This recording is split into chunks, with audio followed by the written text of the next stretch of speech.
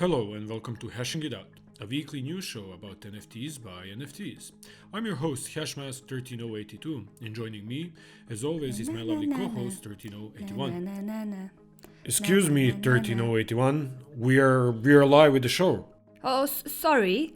I was just rewatching this new skit about me from a little show called Saturday Night Live. Yeah, it's this very niche, under the radar, literally the biggest comedy show in the world, singing a 3-minute song about NFTs to the backdrop of Eminem's Without Me. Already has 1 million views on social media. Is this what making it feels like? Cause I could so get used to this. Actually, I am used to this. Na na na na na.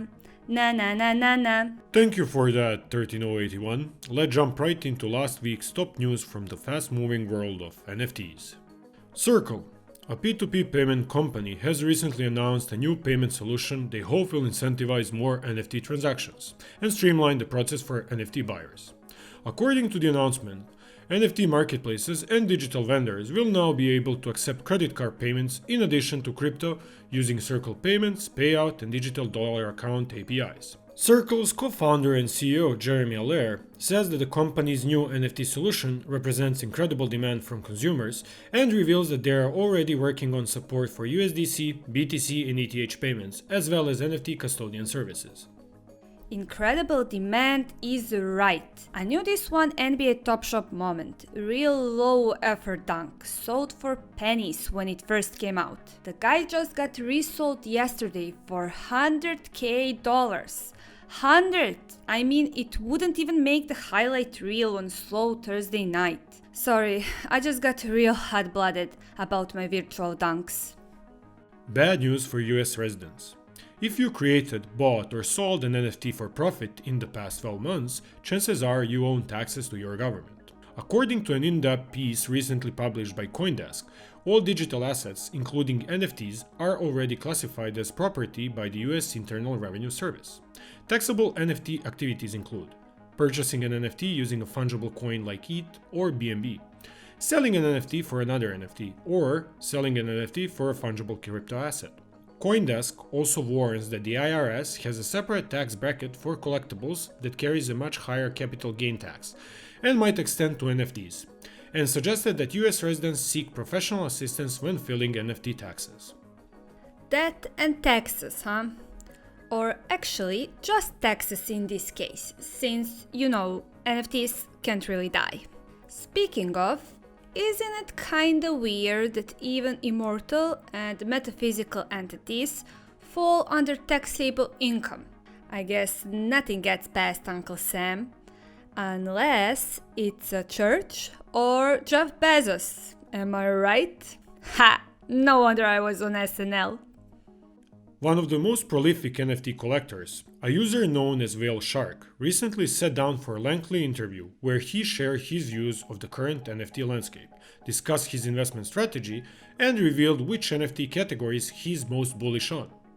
Often referred to as just the Whale, the 38-year-old from the UK owns 210,000 NFTs, runs the largest NFT group on Discord, and has recently launched Whale, a social token with a diluted market cap of $265 million. In the interview, Whale Shark warns that 99% of today's projects are not going to be commercially viable when the NFT hits mainstream, but believes there are still plenty of opportunities for savvy investors. In the near future, Whale also expects to see increased demand for places to display digital art like crypto voxels and the rapid growth of music NFTs. 200,000 NFTs. That's a small town. I hope he's treating them well, like a movie night with a snack board well. Nothing worse than a neglected collection.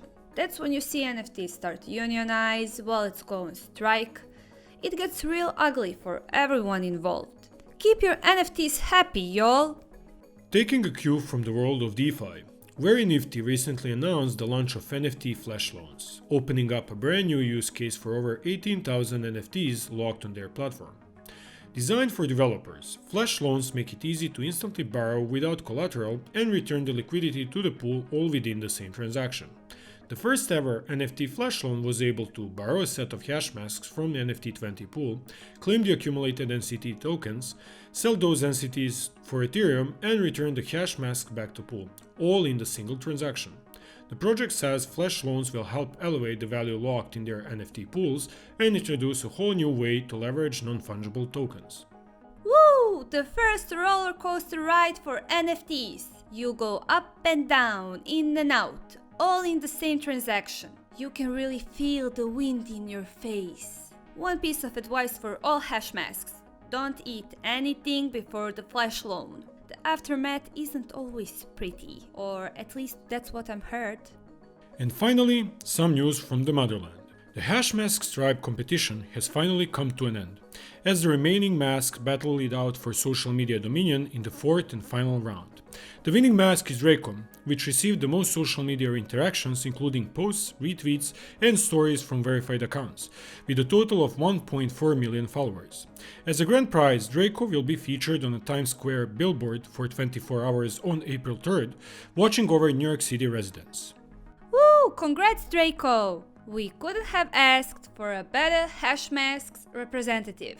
And while you're in New York, maybe you can do another song with Saturday Night Live. Anybody have Pete Davidson's phone number? Or, even better, his ENS name. Let's make it happen!